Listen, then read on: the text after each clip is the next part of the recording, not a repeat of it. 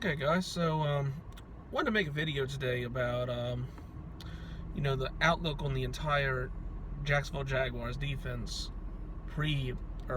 post draft and free agency, all that good stuff.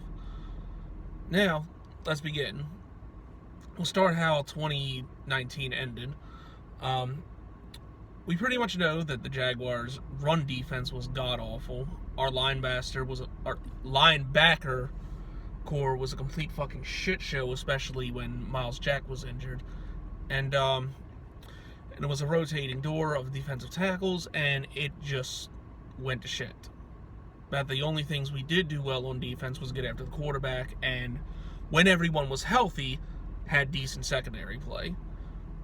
Now, given all that, everybody naturally, I think, is going to expect the Jacksonville Jaguars to take a gigantic shit, especially on offensive defense after Calais Campbell, AJ Boye, and probably soon Yannick Ngakoue is gone.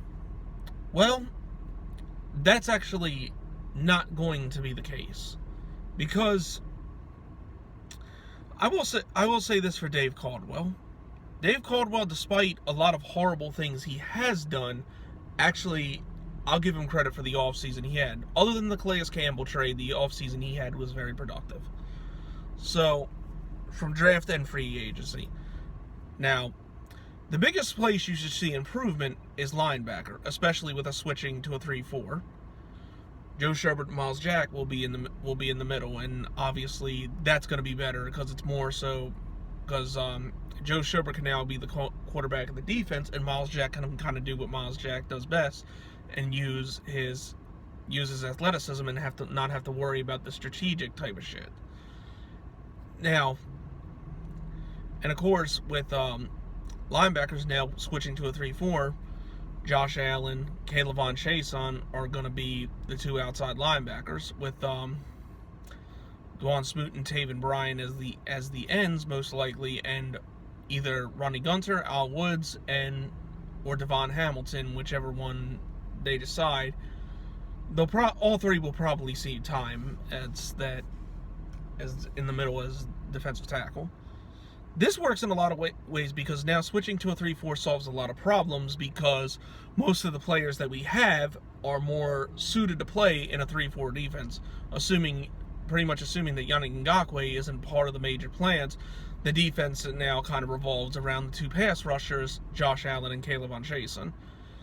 Which is why I thought Chaisson, especially with us converting to this, it was kind of like an official thing, because they're both more suited to play that position. And Josh Allen can excel in any defense, but now he's in a defense that plays to his strengths, and he's going to see more time, which is a lot of the reasons why I feel the biggest travesty in the world really was Josh Allen not winning Defensive Rookie of the Year. Because not only did this guy was the only rookie to record double-digit sacks, he was playing in limited snaps because he was more so splitting time with Jan, and mainly only came in on pass rushing situations. So he not only played in a defense that kind of is against what he was at in Kentucky, but he also had limited snaps. It's nothing against Nick Bosa, but your main job as a defensive end or 3-4 outside linebacker is to get after the quarterback, and no other rookie did that better than Josh Allen. And that's not an opinion; it's a statistical fact. So, but anyway, that's another story. Now Josh Allen will really be unleashed and have more freedom. So I'm projecting his production is only going to go up. And as far as defense, the biggest question I have is the three in the middle. Like, the Jaguars did do everything right to fix their run defense, except for one thing: drafting Derrick Brown. I thought that really would have been the piece to complete this, plugging him in the middle. But unfortunately, he was gone, and we didn't make a trade up to get him. So I think between Gunter and Devon Hamilton, it's going to be interesting to see which one of those can really step up and take over that spot. Al Woods will give solid veteran play, but I don't think he's going to overtake that position just because his best years are behind him. So if it is on our roster this year, it's got to be one of those two. Now with the ends, I do think Dewan Smoot actually is going to have a breakout year this year, because in even more limited snaps than Allen, he had 6 sacks, same as Calais Campbell, who went to the Pro Bowl and played virtually every down. And Taven Bryan is kind of in a make or break year as well, because though he has shown some flashes of potential at times, now he's going to get more playing time. So now this is where we really got to see it. So shit, sorry I itched my arm. But anyway, so like I said, between Smoot and Bryan, it's a make or break year for those guys to have a breakout year. Now the secondary is where things get injuring. AJ Boye is gone. Even though his play was declining, he was still somewhat solid, unless you play him against an elite receiver, because I remember last year he pretty much got abused in that Falcons game by Julio Jones. So, and that's not to take anything away from Julio Jones, but you expect your number one corner to have a better game against, a team's number one receiver. And in fairness to Boye, he wasn't supposed to be the number one corner, but still, so like I said, his production has kind of gone down, which is why I get the CJ Henderson pick, and I'm starting to warm up to it. I just hope it's not, another Florida Gator defender bust like a lot of those picks have been. But that being said, now we're in a 3-4 defense, which is more similar to the Florida Gators defense. CJ Henderson, out of every cornerback I've ever seen play at the University of Florida, I'd say he probably is the best one. Better than Hargraves, better than Quincy Wilson, better than a lot of the guys. So time will tell if he can develop into a number one corner. But I understand the move.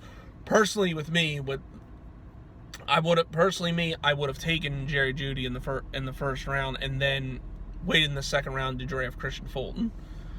But I get the concept behind that, seeing that we already have a number one receiver in DJ Chark with a solid core around him, so receiver kind of was less of a need. So I get using the first round pick on the second best corner in the draft, and then especially since after him the ranking kind of dips a lot when you go into other cornerbacks. And Christian Fulton, even though I liked him, I read part of the reason why he was falling so far is because he has that off the field issues, and Dave Caldwell, especially after the Jalen Ramsey situation, is trying to stay away from guys like that, which I kind of understand. So, and also you guys know I've been raving about Laviska Shenault. I think that guy's going to be a monster. So I get taking Henderson and Shenault versus Jeudy and Christian Fulton. So if CJ Henderson plays as good as advertised, the outside cornerbacks could be better, especially if Trey Herndon ends up taking a step forward, since now he has basically a year of starting experience under his belt. And now he's preparing to be a starter, which he was thrown into that role after the whole Jalen Ramsey situation. Now safety is going to be very interesting. I mean, easily Ronnie Harrison's a lock. The guy has been playing very well. So, but I do think he's playing under his potential. More on that in another video, but I don't think there's any chance he loses his job, because I do think Harrison is a fucking beast. Now, at free safety, it could be interesting. Jared Wilson, despite what many people had to say about him, did play pretty well. I think he actually even led the team in tackles, which is more of which is due more to the fact of our linebacker core being shit than him actually being good. But still, the guy, for what it's worth, did have a pretty solid year. But that doesn't mean he's not going to lose his job. The Jags took Daniel Thomas and J.R. Reed J.R. Reed was undrafted, and Daniel Thomas was a 5th-round pick. Now, one of those potentially could take Jared Wilson's job, but I still see him kind of fending them off. Unless one of them has a really good camp, if we're even going to have a camp. But anyway, safety. Even though it's going to kind of look the same, there's better depth, and hopefully we don't have to see Andrew Wingard's god-awful ass ever get on a football field again if Ronnie Harrison gets injured. So that's one good thing about that. So the overall outlook on the defense, I do expect it to be better, just because of the scheme change, and it fits a lot of guys we have. Now, a lot of that depends on guys taking step forwards, and we don't get completely fucked up by injuries, especially at linebacker like it was the case last year. But even linebacker depth is better with the additions of Shaquille Quarterman, Austin Calitro's back. What's his name? I just talked about him in the draft video. I can't think of his name right now. What the hell is his name? 7th round pick. I'd literally just... Oh, Leon Jacobs. I'm sorry. He'll probably be in as that middle linebacker spot. And we actually have decent substitutes for Chason and Josh Allen when they need to come out in Aaron Lynch and Cassius Marsh. So going to be interesting to see, but I think the overall outlook on the defense, especially with the scheme change, it should be a lot better. But I don't know, that's my opinion on it. Let me know what you guys think. And the biggest concern I have is defensive tackle with it. But other than that, it should be solid. It should be better than last year. But anyway, like I said, let me know what you guys think. This has been your boy Jagging Off with JenJag.com. Duval till we die. Go Jags. I'm out.